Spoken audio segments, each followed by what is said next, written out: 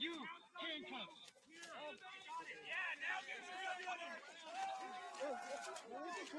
Stay back.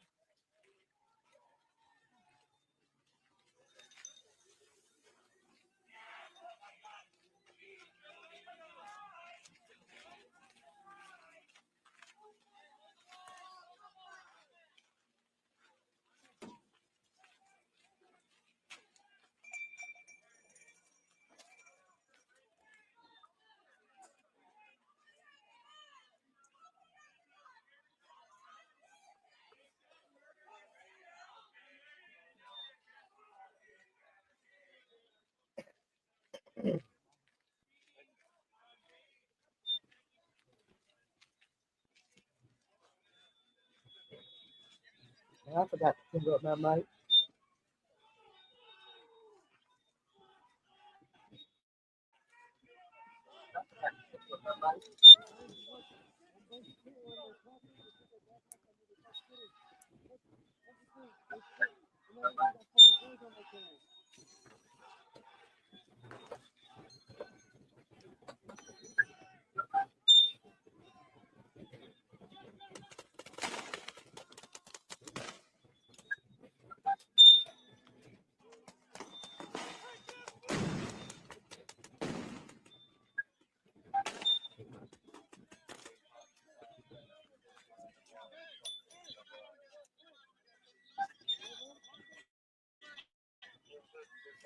I was standing here. You're all right. You just stood behind. So left.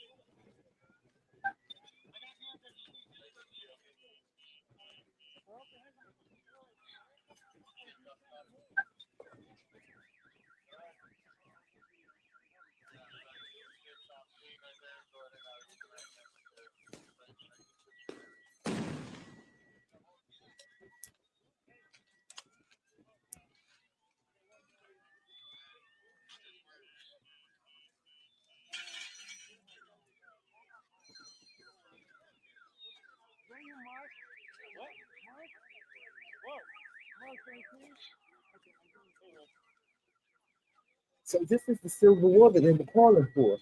Back in 2020, 2019, 2018, they thought it was going to be between black and white, though. They didn't realize it was gonna be amongst one another. But I said this. I said this was going to happen. And it's amazing seeing it play out. I've been saying this since 2019. People get on YouTube and make all these videos about having a civil war, but they wanted to have it against black people. They thought it was going to be between black and whites, but it appears to be between them, left and right. Fuck you! Look, Stop! Look out! Damn! he should really be home with his grandchildren. I'm fine. I didn't even breathe anything. I'm just angry. I'm 7 years old. Fuck! Angry. He said he's 70 years old and effing angry. He should be home with his great grandchildren.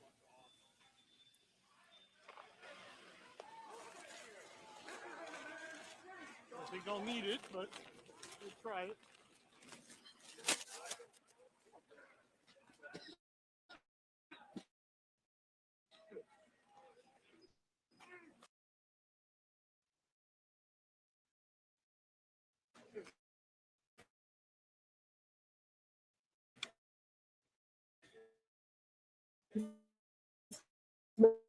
It's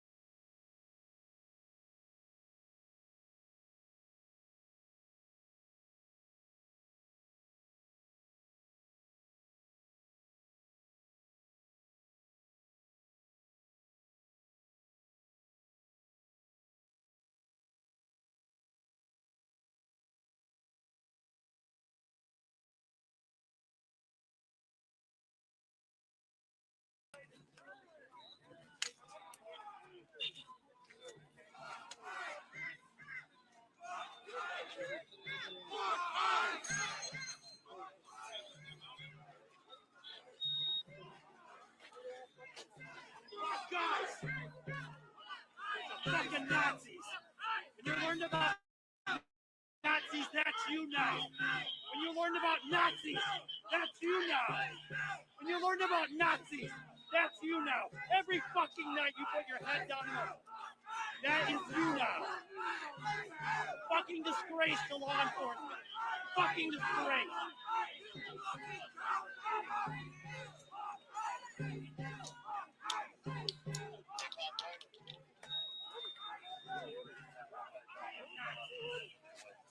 You are ready to blow. Get the fuck out of here. Ready to blow.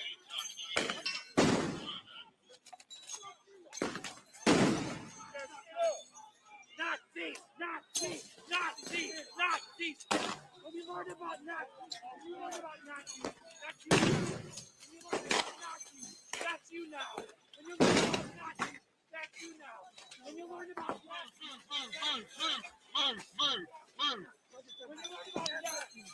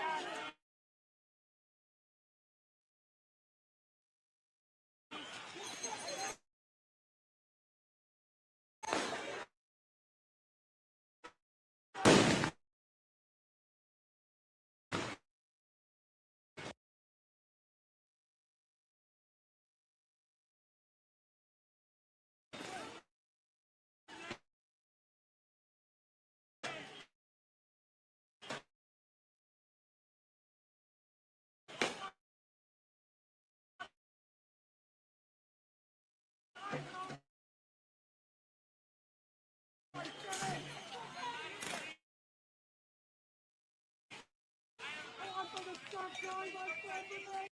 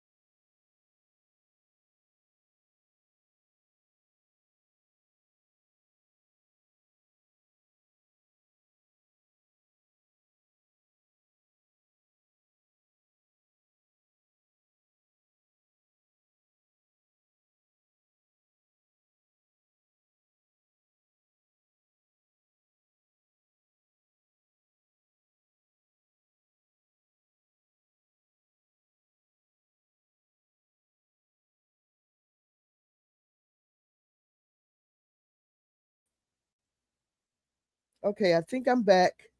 I think I'm back. Mic check, mic check. I think I'm back. Yes, she's back. So I tried to show the video of what's going on in Minnesota. And I recall a while back when there were several videos circulating on the internet of white people um wanting of a war. And my thing was there was going to be a civil war, all right, but they were going to be fighting one another. And lo and behold, when you turn on the news, when you go on YouTube and you see the videos, they are rioting, they are fighting against one another.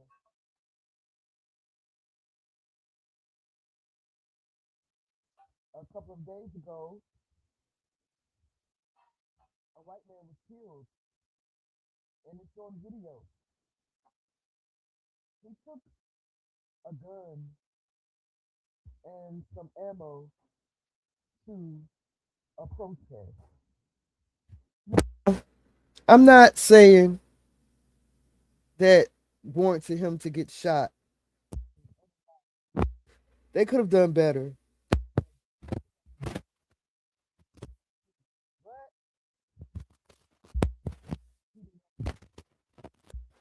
That gun or that weapon to a protest.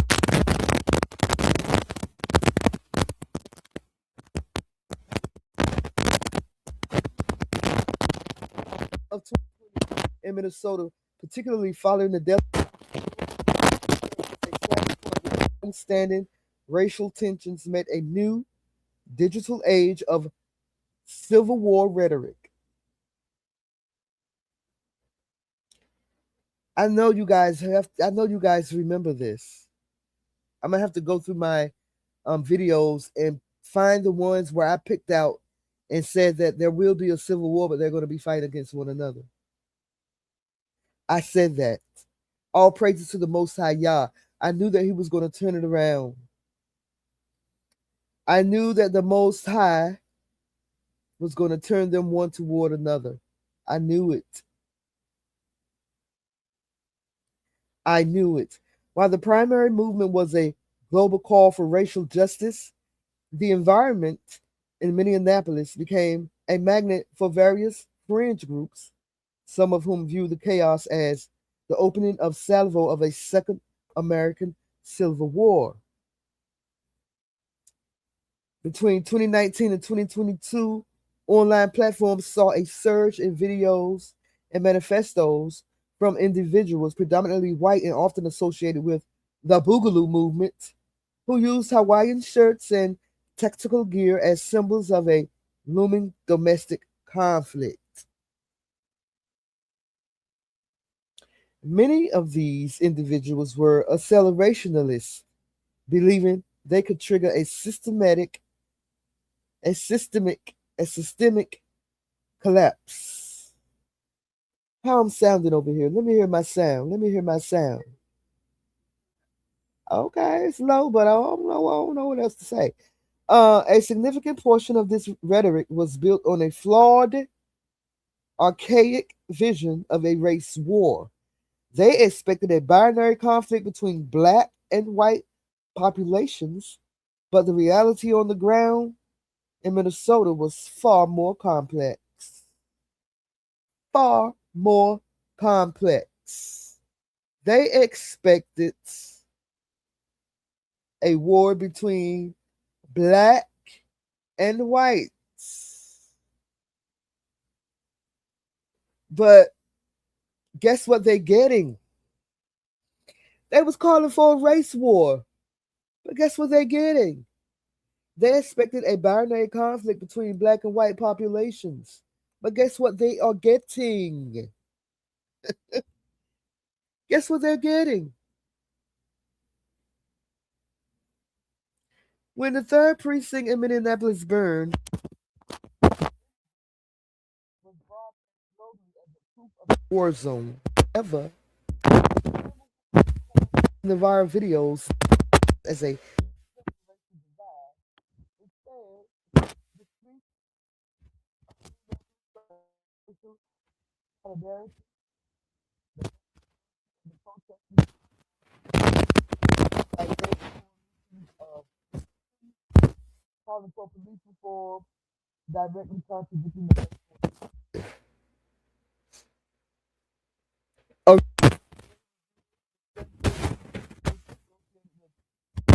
extremist groups traveled from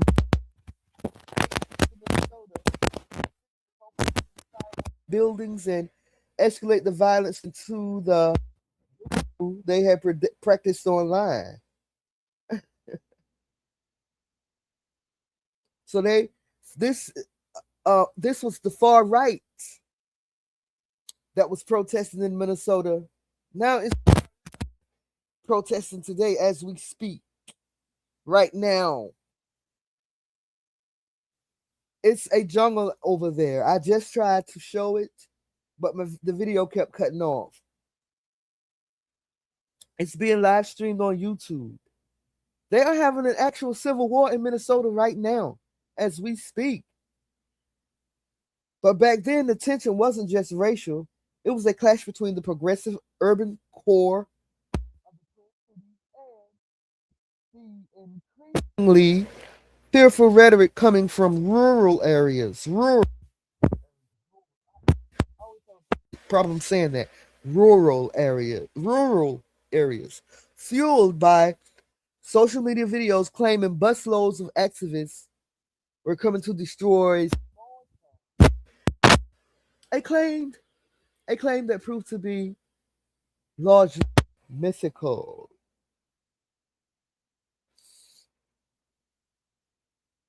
So the events in Minnesota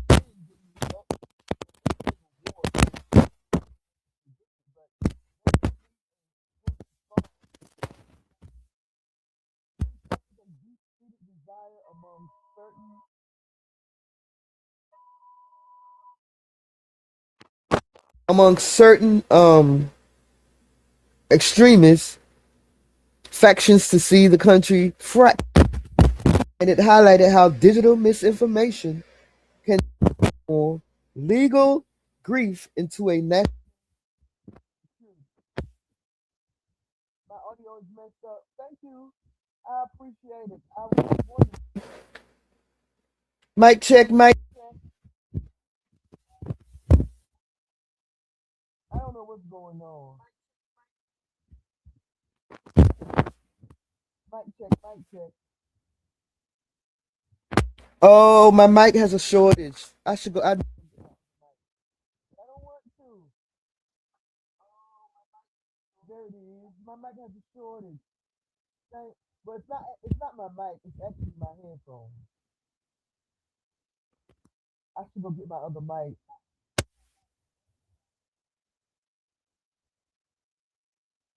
Okay. He said. They said it's bad. Okay, I'm gonna go get my other mic. I'm gonna. Oh my gosh. Be black. Oh my gosh.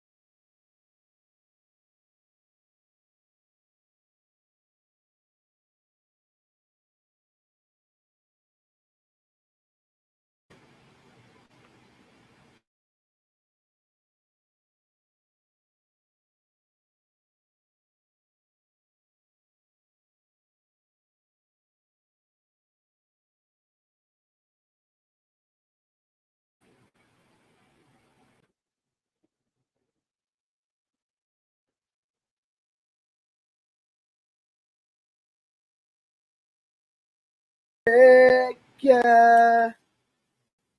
I don't know what's going on. Mic check. Okay. Can you hear me now? Can you hear me now? So this is what I was saying.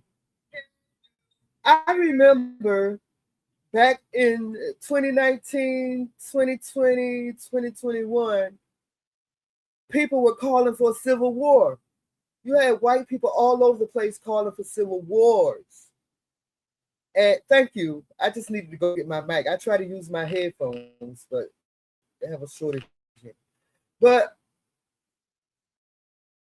hold on, because this mic might go out too. Jesus, I need a new computer, a new mic.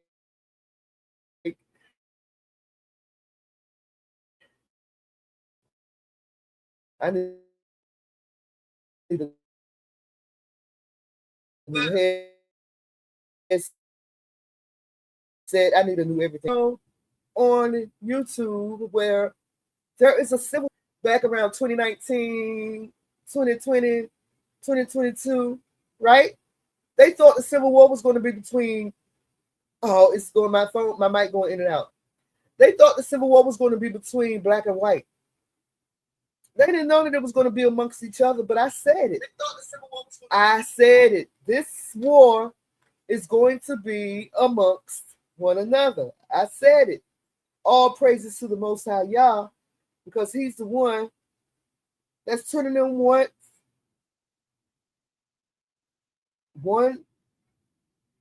towards another. Now I'm trying to get texts from my friends.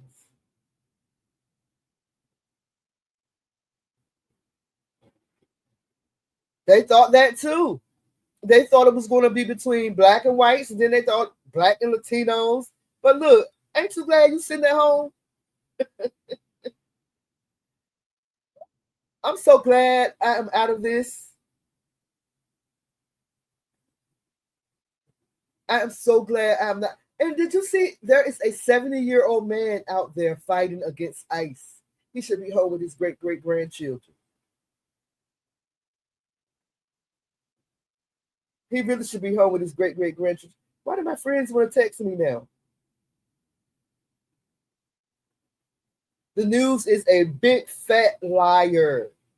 I mean, Donald Trump, when he came out with that fake news stuff back in 2016, he was telling the truth. He was telling the truth. Those people that ICE is going after have warrants. Thank you so much. They know so you saying they know exactly who they're going after, right? They're not just going at random people like they want us to believe, right?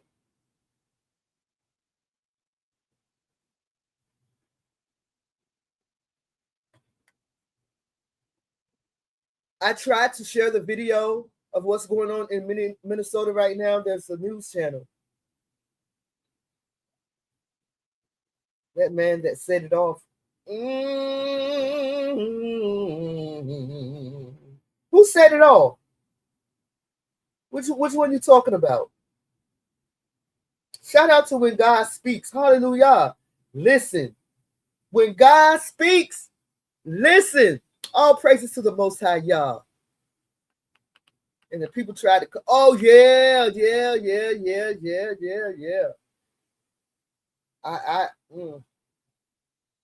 So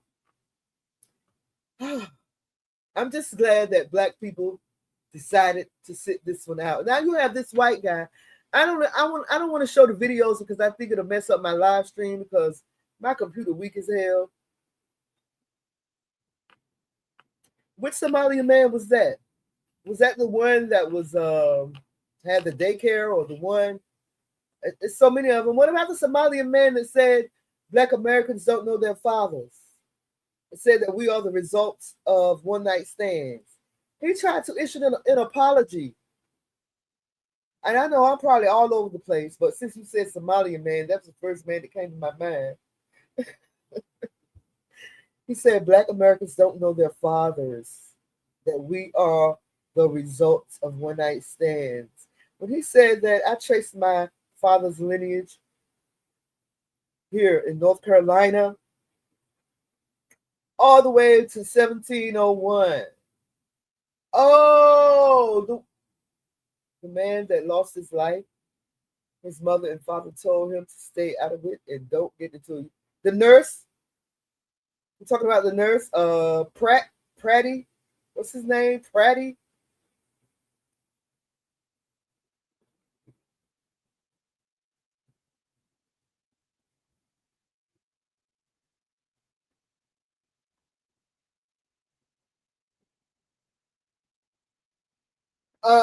I'm sorry that that man got shot and unalive like that, but he went to a protest with weaponry. I don't know of anybody that does that. Is it me? He went to the protest with a couple of guns and some magazines. And I don't know of any of our people that has ever done that. I'm not saying that they didn't, but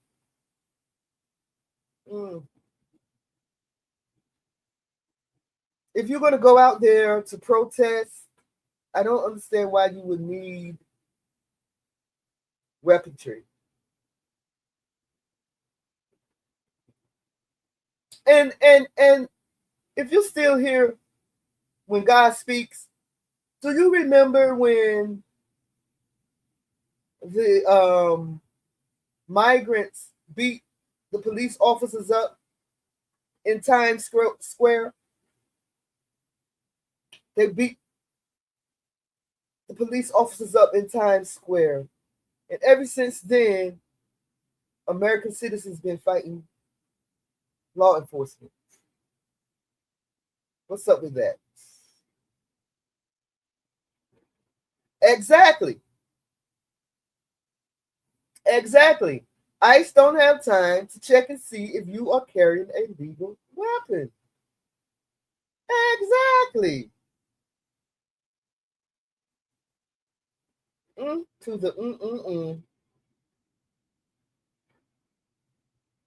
And the Democrats have been against Americans for a long time. It just took some of us a while to wake up to it.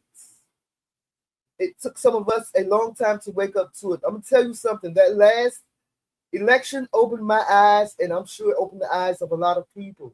I need to hit my girl April Showers up. Y'all see April Showers, please send her this way.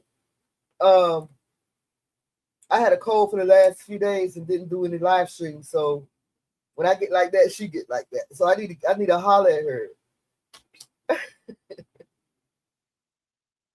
Yeah. It took a lot of us a long time to wake up, to realize, because let me tell you something, I voted for Obama twice. I voted for Barack Obama twice. And now that I'm looking back on it, hindsight, he didn't do nothing for me during the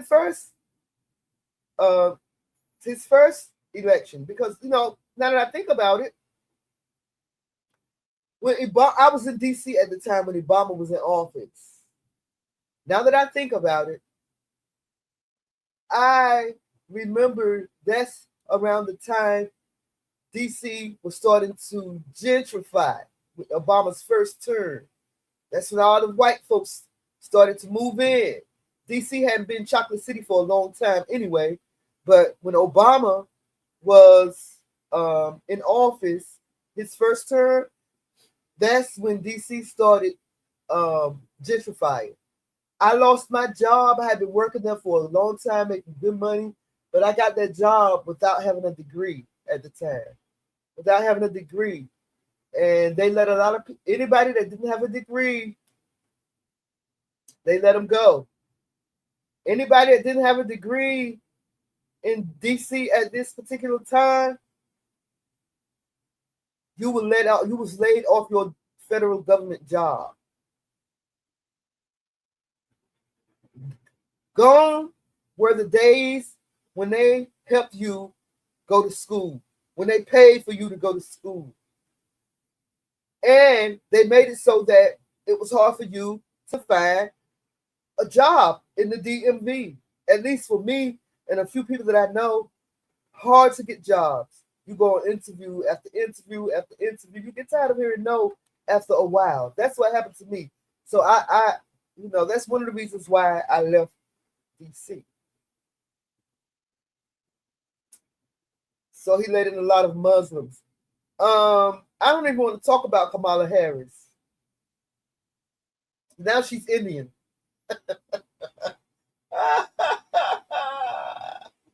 Now Kamala Harris is Indian. Oh, Lord, help me. Help me, Lord. Help me. I find it amazing or amusing, or I don't know which one it is, that white people are now fed up with this shooting that just took place of Mr. Pratty. Remember when they used to wonder why we didn't comply whenever one of us got gunned down? Remember, I know you have heard this before. Why didn't they comply? Why didn't they comply? Why didn't they comply? Oh, she's South Asian. Okay. Why didn't Renee Nicole Good comply? Why didn't she comply? They told her to get out. They kept asking her to get out, but her wife kept, drive, baby, drive, baby, drive. She said it 3 times in the video.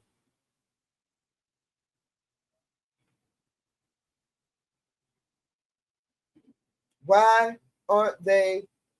Exactly, her wife told her to drive. Why aren't they complying?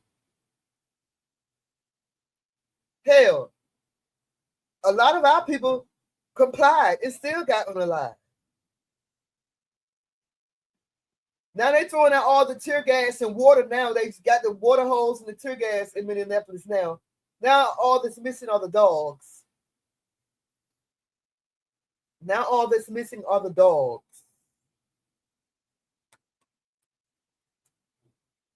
Ain't that something? Oh my, how the tables are turning. All praises to the Most High, Yah. He's seeing fit that everything is turning around. Everything is turning around. When Cat Williams said that this is the year of the reveal, 25, 26, the year of reveal, he was not lying. Not only are a lot of celebrities getting revealed, getting called out for stuff, it's like regular people in my neighborhood now getting called out for stuff. They like to hide the truth and sit back and watch people act like a fool while they laugh, eat, and drink. But honey, the joke is on them now. The joke is on them. And they wonder why we're not out there. I am so glad that Black Americans, foundational Black Americans, are on one accord. And this is all because of the Most High Yah. This is his doing. Because if you think about it, it's not like we all came together and met in one room and said we was going to sit this one out. Nah. It's like all of us collectively said at the same time we was going to sit down and not be bothered by this madness that's going on in the United States of this here America. Who? What food line? Huh? Who? What do you food line? Oh, you about to take her to food line? Well, like I was, she in there? I'm gonna call it back before I gotta put my name. Okay. But like I was saying, So you were live. I'm live, yeah. What was I saying? Yeah. But I just find it amazing. I'm amused at all of this, that they're crying and boo-hooing. And then you have this little Somalian girl that said ICE kidnapped her for 2 days, beat her up and whatever. And there's a white guy, I think he took his video down now, that said if we Black Americans don't think that this is our fight, and he showed a picture of the Somalian girl, thinking that she was a Black American. Now he should have known when she had on she had her head wrapped. He should have known that she was a Black American. What is that? There have been a buku. Is that what is that? There have been a bacala. I don't know what that is. Folks say let's sit this out. It's not our fight. It's not. It's plain to see. It's not our fight. And I get kind of pissed off when I see a Black person out there, but I don't know whether they're foundation of Black American or not. So I really can't get pissed off. But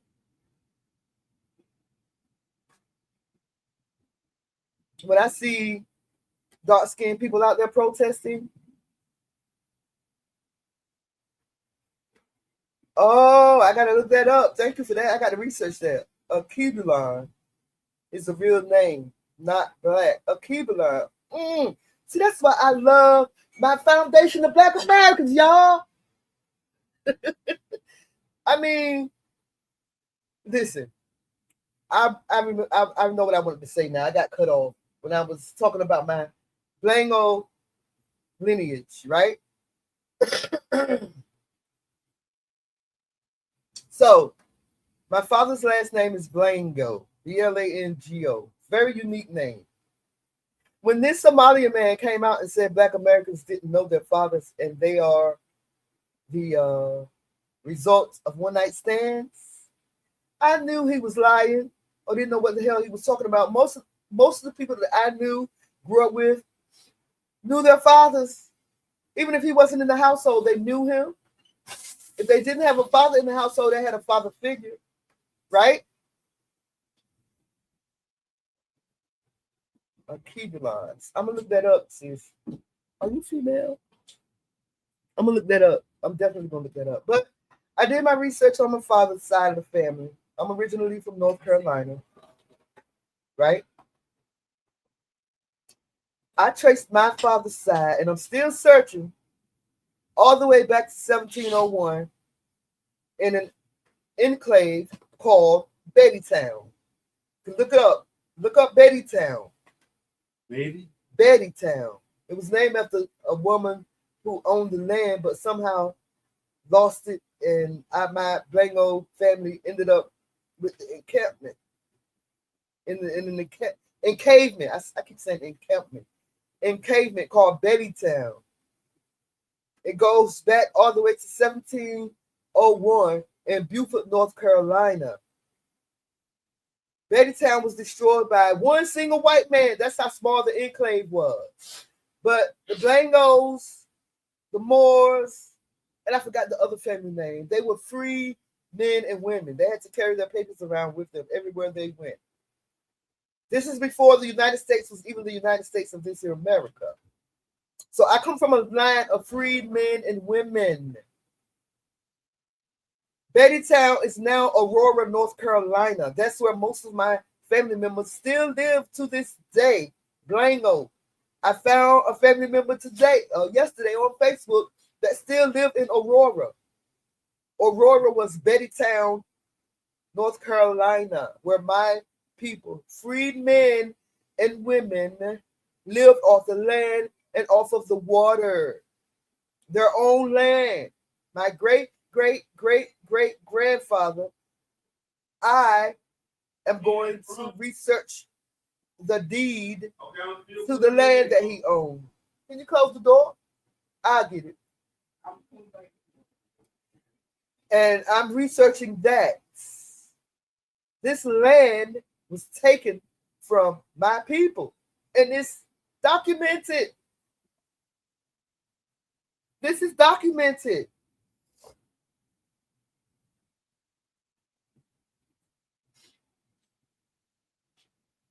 So there's a guy that I follow on here, and he followed me, named Breeze Omega, you may know him.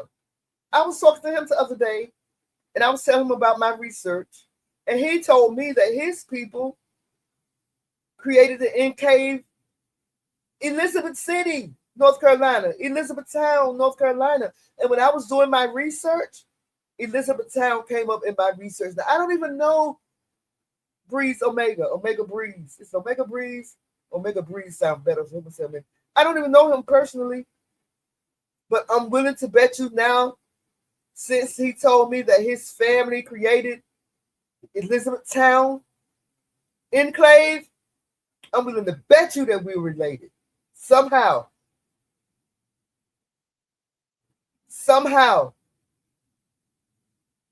Because these families, they married one another. Not family members, but people from different families. They married.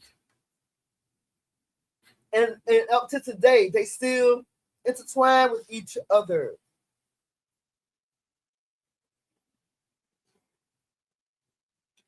She said my family was in Oklahoma. They were kidnapped and taken to the Carolinas. Girl.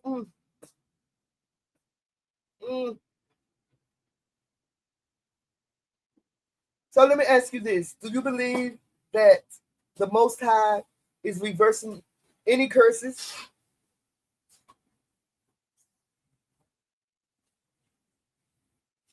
Al-Kibanon means land of blacks or mother of mankind in Arabic, and is the most indigenous name for the continent. Learn about its origin, other names, history, language.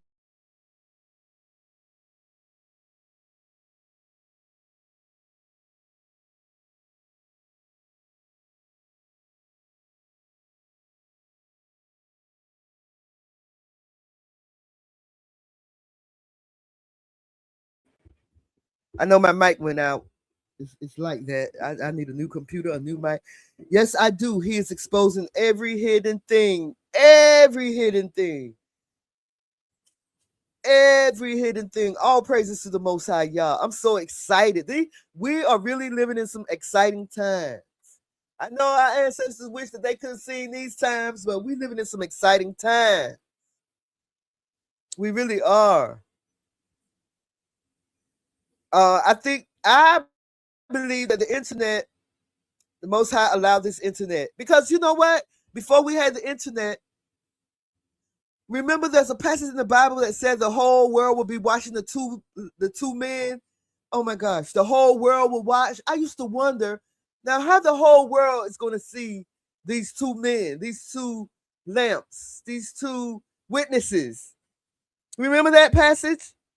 I know you know it. About the witnesses and the whole world will see them come alive or something to that effect. I know you know it. How the whole world gonna see that? The internet. That's why God allowed the internet. You can leave the door open. I wondered why. How are we going to see these two witnesses? How's everybody around the world going to see these two witnesses according to the scripture? They're going to see them live and they're going to witness them come back to life. Isn't that what the Bible says? How are we going to do that? The internet. So that's how I know the internet was meant to be. The Most High Yah put this internet here for something. He knew all of us was going to be hooked to this daggone internet. He knew we was going to be up here 24/7. Hallelujah. All praises to the Most High. Yahshua exposing. Yeah.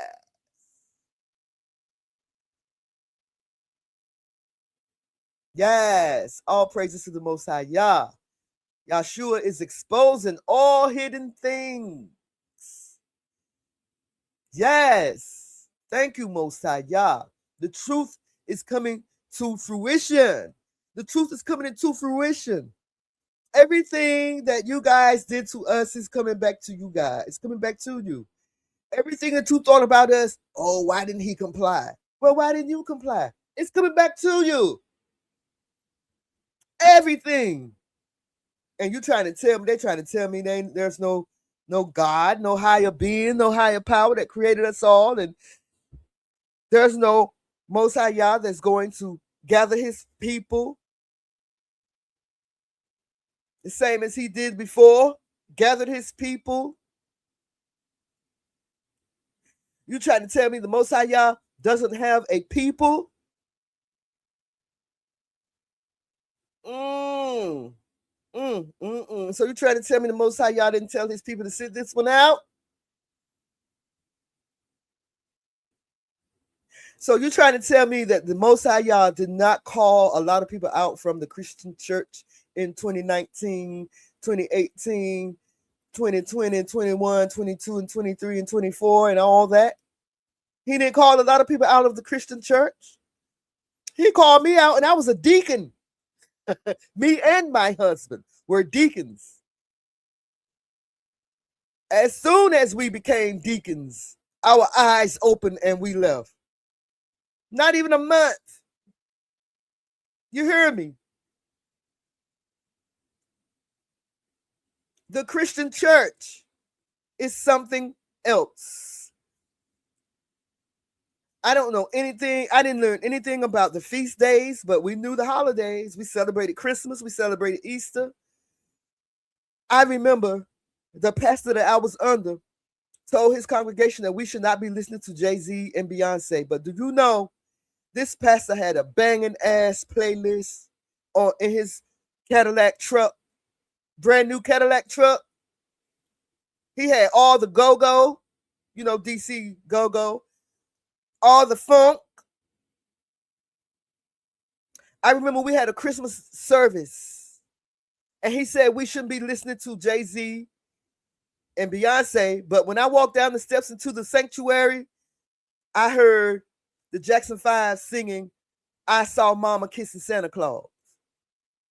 Yet he told us we shouldn't be listening to Jay-Z and Beyonce. We should be going to no Beyonce concerts. Yet you and your wife go see Frankie Beverly and Maze in Jamaica. You see what I'm saying?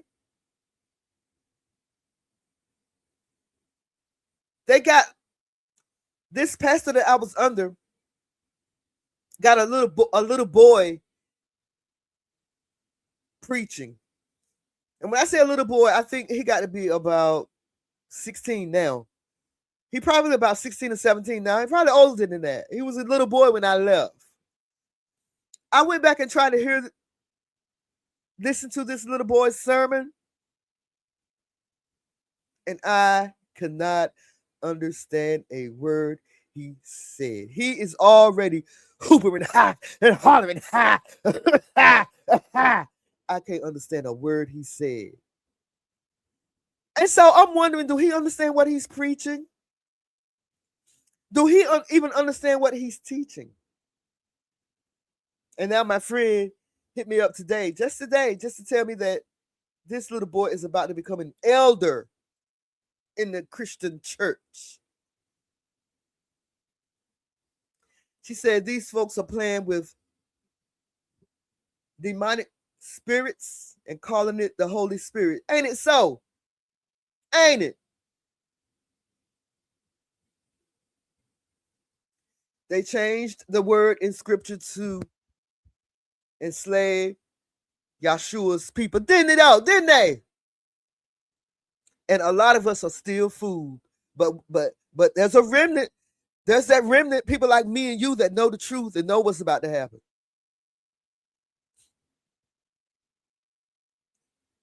We are the remnant. All praises to the Most High Yah. I'm so thankful that I know.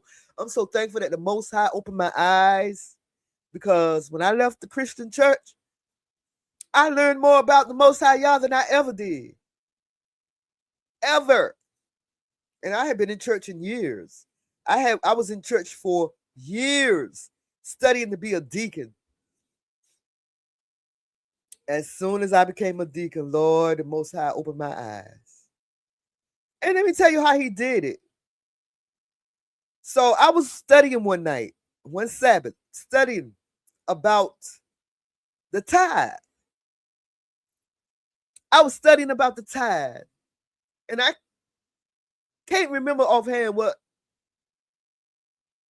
verse I was reading, but I had read the verse so many times, but simply ignored the fact that the tithe was never money, but food. When I saw that, I was like, wow, the tithe was never money. It was food. And so I posted on Facebook, when did the tithe become money instead of food? Sound like a fair enough question, right? When did the tithe become money instead of food? And then you have those people that say they didn't have money then. Yes, they did. Because if you lived too far to take your tithe to the destination that the Most High told you to take it to, which was the temple, you waited until you got to where the temple was, and then you spent your money to buy your tithe. And then you go into the place where the Most High says to eat, and that was the temple. And the pastor, he tried to answer me the best way he could, but every time he answered, I would throw another verse out there and say, but what about this verse? This verse says food. And then, he went on in that part where you can't pay the light, you can't pay the bills with food. You can't pay the lights in the church with food. Well, the original believers, they held church anywhere. They didn't wait to go into no building. They held church in each other's houses and worshiped in the temple. And when you having service in each other's houses, why are you going to pay somebody to come, or why are you going to ask somebody to give you money for studying the word in my house? Come on, y'all. The tithe was never money. It has always been food for the poor, for the widower, for the fatherless. That's what the tithe is. But yet y'all go every Sunday and give this man your good hard-earned money so that he can take a trip to Jamaica to go see Frankie Beverly Mays with his first lady. Now, before the 501c3, people donated to the church willfully. That's how the church survived, off of people's donations and general gifts, just a general offering. That's how churches survived. But for some reason,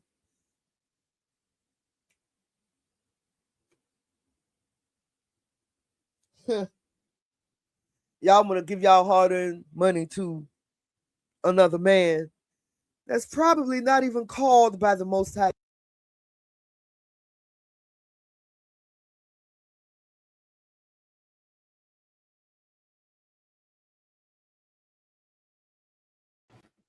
Every time I move my computer, my mic comes loose. So, but yeah, y'all giving y'all money to someone that's probably not appointed by the Most High Yah. And it's crazy. It's crazy. And I remember I was that Christian. I was that Christian. I would have done anything for my pastor. Like, we used to worship outside. And I can remember specifically this girl cussing the pastor out in whatever language she was speaking. I don't know what language it was, but her eyes was fit on him, and she was cussing him out, and I was blocking her. I was standing in between her and the pastor. And I look back how crazy she was. An African girl too, or African or either Haitian. And I look back at how crazy her eyes were and how crazy she was acting, that girl probably could have unalived me right then and there. And then when you ask for help, they tell you no. Girl, who you telling? Who you telling? I was a deacon. I was the choir director. Now, I love directing the choir, but the choir was so dead. The spirit did not operate in that choir. But he sure was operating in me because I carried the whole choir. Me and my husband, we were the ones singing. But I'm glad the Most High took me up out of her. I do sometimes feel like I need a fellowship. I used to fellowship with some people online. That didn't work out. And I loved these people, man. I loved them like they were my family. But something happened. Shit happened. Something happened between us that caused us to fall out. And I haven't fellowship with anyone since. I just study on my own. Not knowing who to trust. Hoping the Most High will send me someone that I can fellowship with. But if not, I just keep studying. I see.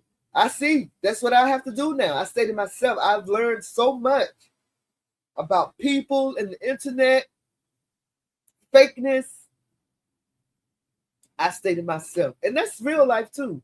And my friends, okay, so here's the story about friends. I am from Kinston, North Carolina. Left Kinston, North Carolina in 1986 to DC. I stayed up to DC. I stayed in DC up until about 3 years ago. What's this, 26? About 3 years ago. We just coming into 26 years. I have all my friends I can on one hand. I have 3 good friends. I have since moved back to Kinston, North Carolina, where I grew up with. But my friends that I used to hang out with, they have moved to other parts of North Carolina. I have 2 friends that live in North Carolina and 1 in DC. That's it.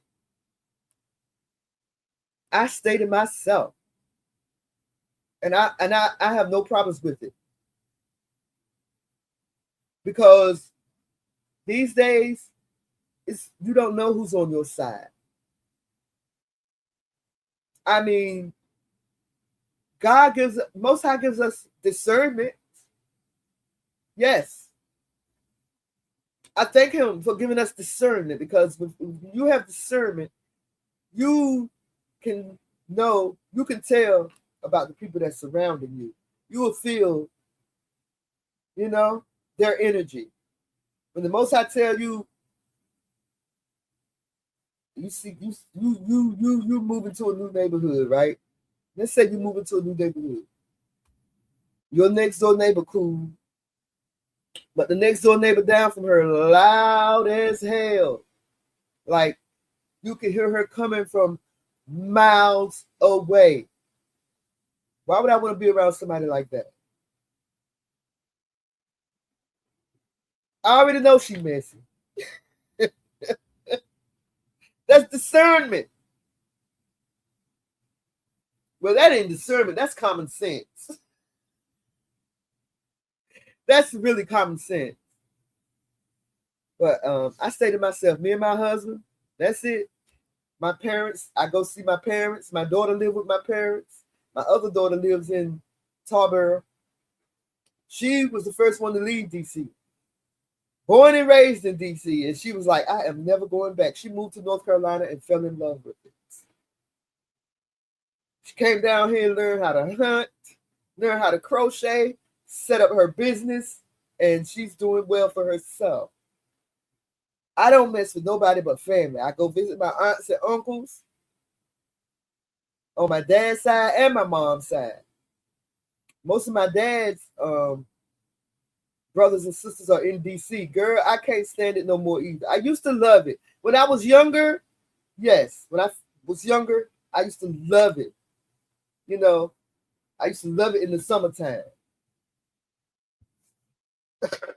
But when I left, it was no longer Chocolate City.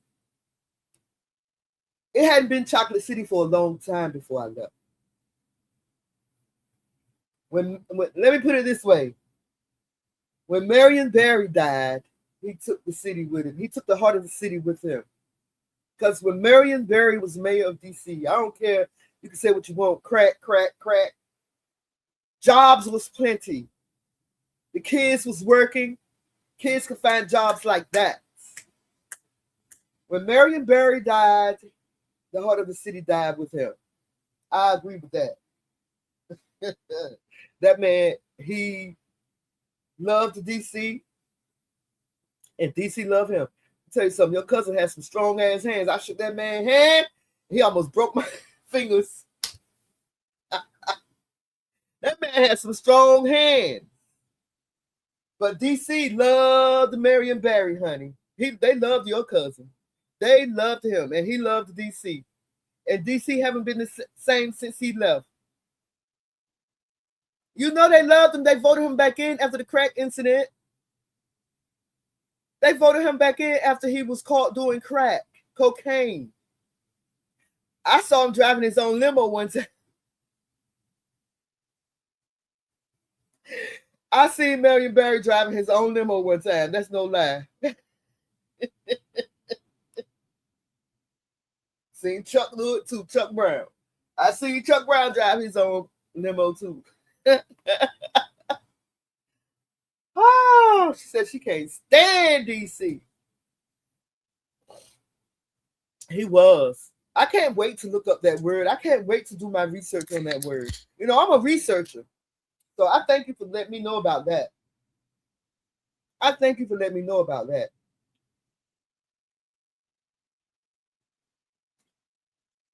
See, let me tell you something about me. When somebody told me, let me see tissue. Where's my tissue at? Hold on.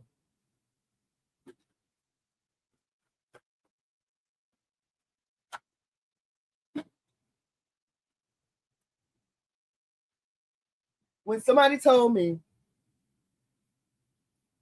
that I was Hebrew, that I was the real Israelite, I didn't say, no, I'm not. I'm from North Carolina. I ain't no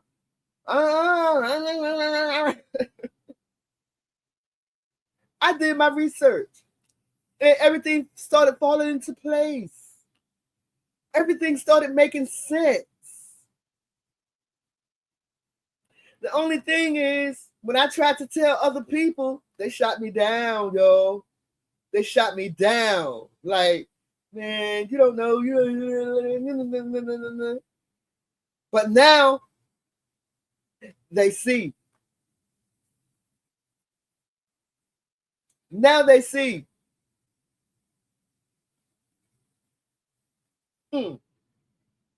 When somebody told me that I could possibly be a foundational Black American, do you think that I went up against that? I ain't no damn foundation Black American. I don't even know what the foundation. What is a foundation Black?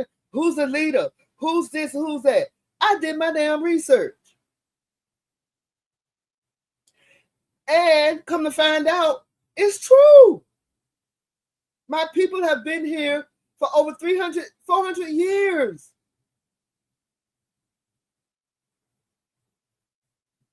I am a foundational Black American. Now, my children, my first husband was Igbo. My children's father, he's African, Igbo. I did my research on the Igbo man. And do you know that 15% of Black Americans have an Igbo descendant somewhere?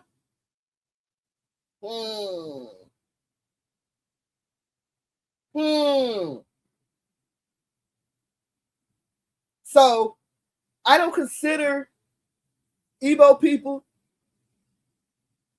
So here's what I researched, right? Here's what I found out about the Igbo people. I found out that the Igbo people are descendants of those people that fled Jerusalem when the Roman soldiers and camp. Remember when Jesus said, flee to the mountains?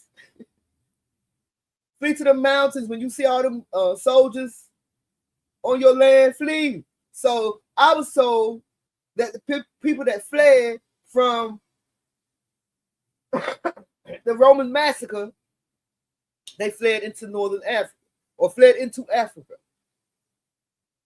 And they blended in with the Africans.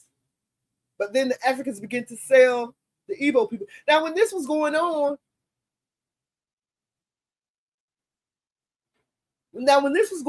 there had to be indigenous people elsewhere in other parts of the world. There had to be. Otherwise, my people wouldn't have been in this area for over 300, 400 years.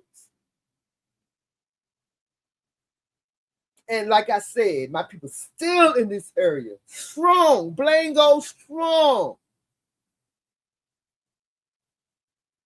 I've never been to Aurora, North Carolina, but the town that I'm from is so close to it. I gotta go. I have an Aunt Ruby. That's my dad's oldest aunt. That's my dad's grandfather's sister. She's still alive. She's still alive. In Aurora, North Carolina, where our Bettytown enclave was. Hallelujah.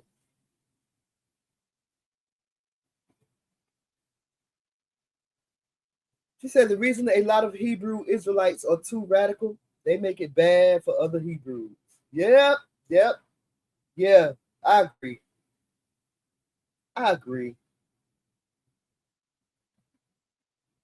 I totally agree.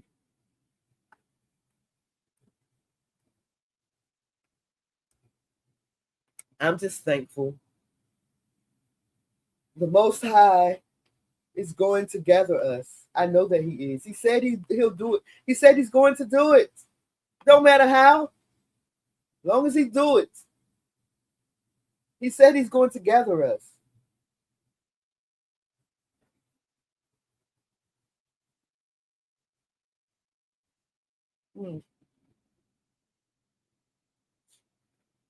Anyway, people, I'm so glad that Black Americans are staying at home. I'm crocheting this quilt. I need to finish. I'm planting seeds. No, literally planting seeds. Minding my Foundation of Black American business. Not responding to a lot of these idiots because my Foundation of Black American brothers and sisters, they getting these people asses. I don't even have to.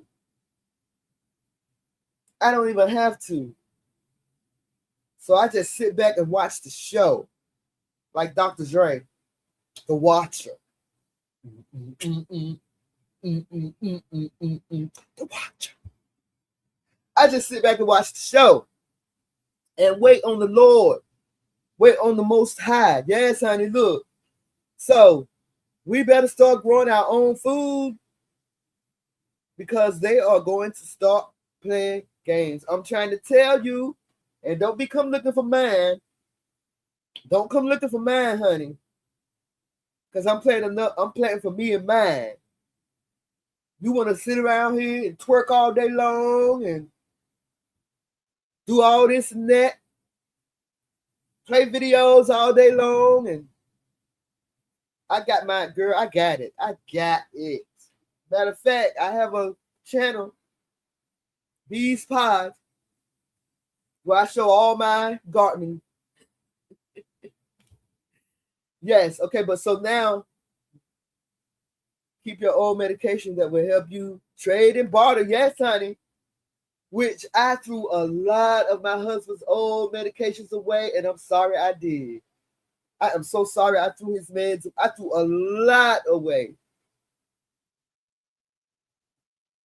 But I won't be doing that no more. I won't be doing that anymore. I'm keeping everything. Plastic bags. I'm learning how to crochet plastic bags. learn how to make materials out of plastic bags. What? Yes, I will. I'm definitely going to hold on to my old medications instead of throwing them out.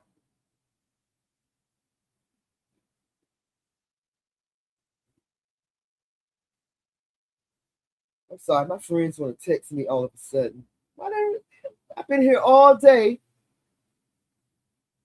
and now they want to text me now that I'm lying. Painkillers, yes. Vicks Vapor Rub, all that stuff.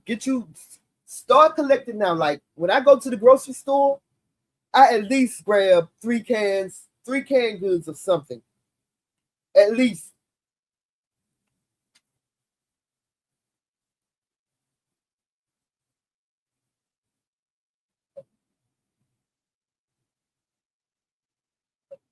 At least. Soap, yeah, toothpaste, and of course tissue. But you know what? Freeze dry your food. That's what I want to learn how to do. Freeze dry and can my food.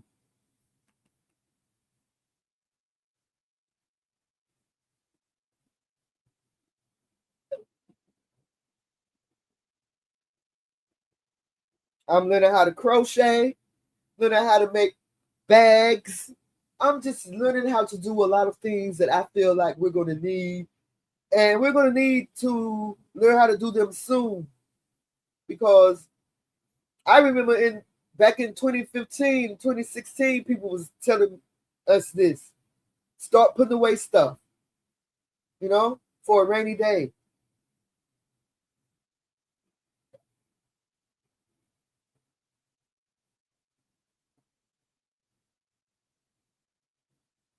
I'm just thankful that I know.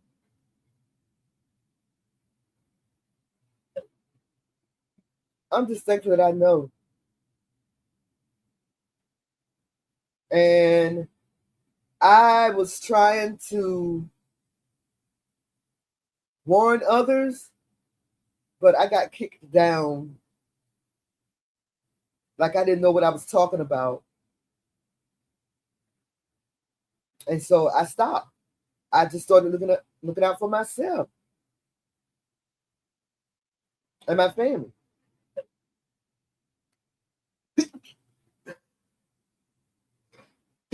Ooh, excuse me.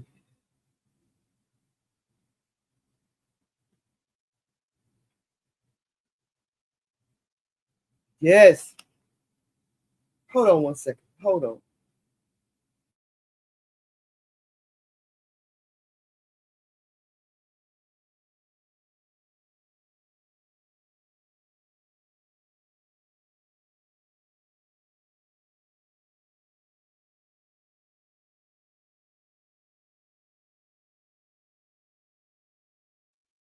I'm sorry, y'all. I'm getting over a cold, so.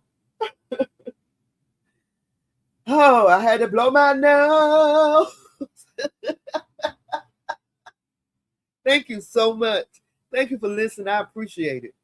I get my listeners after they'll start falling in after I end the live, but that's fine. That's good. I don't mind.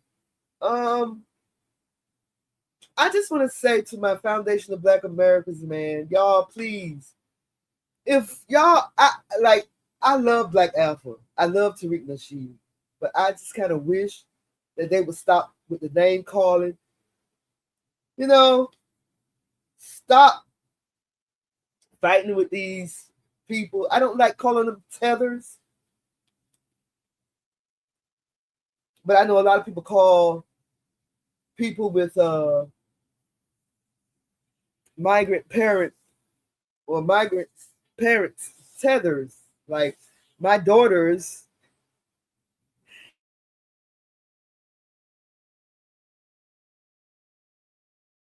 Yeah, the name calling is frustrating. I kind of feel like we can get more done amongst one another without all that name calling and without letting these tethers And I hate calling people tethers without letting them frustrate you. Because I hate calling people tethers because my daughters are Nigerian. My daughters are Igbo.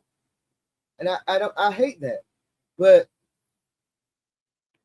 I just wish that I like that they give us the information of what people are saying, you know, keeping us abreast of what people are saying about us and how things are going down. I appreciate that, but I wish we could do it without the name calling.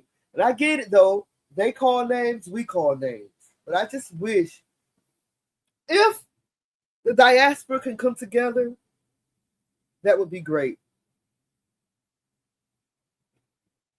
Because if you get right down to it, they really are our cousins.